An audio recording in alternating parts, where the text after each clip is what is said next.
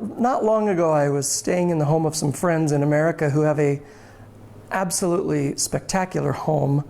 I would just say just on the border of maybe being a mansion, but lovely accommodations. And when I'm in town, they occasionally let me spend a night or two with them.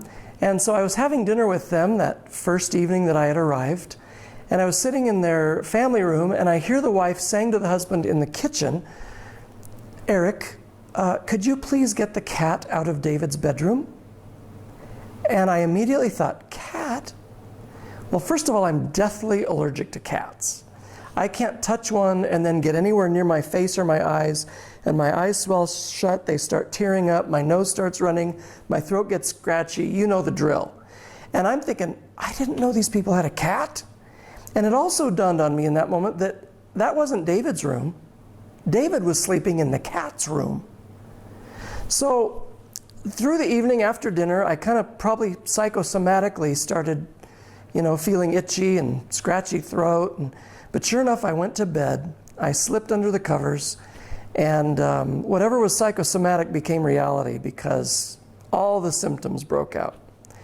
And at that moment, I would much have rather jumped in my car, ran and got in a hotel room, and had a good night's sleep without all the allergic symptoms and reactions, than spend hours longer through that dark night in that bed with cat dander.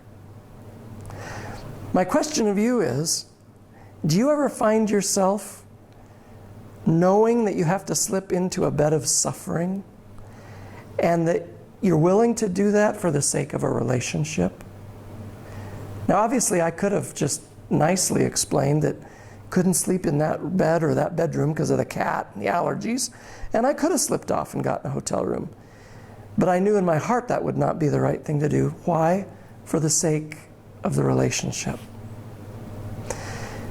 All too often in our life and in our culture, we think about ourselves first and others second.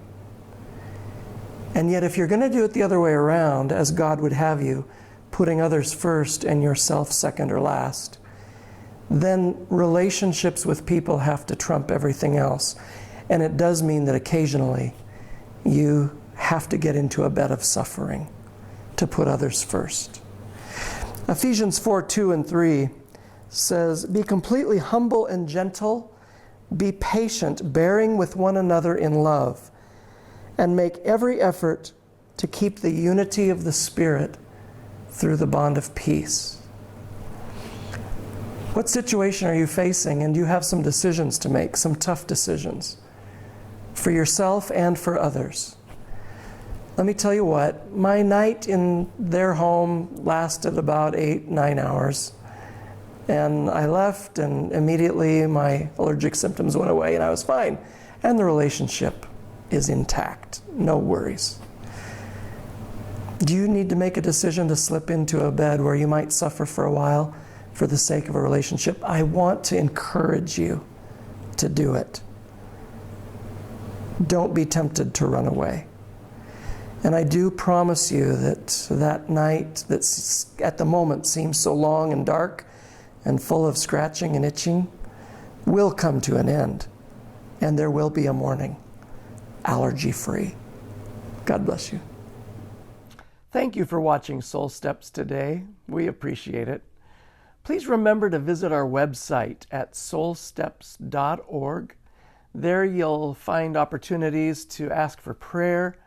There's a list of volunteer needs that we have so you can help us grow and develop our team and this work. And it'll show you opportunities for giving financially as you're able. We appreciate your support in every way. And remember that soul steps are important today because God cares about who you are and how you live. God bless you.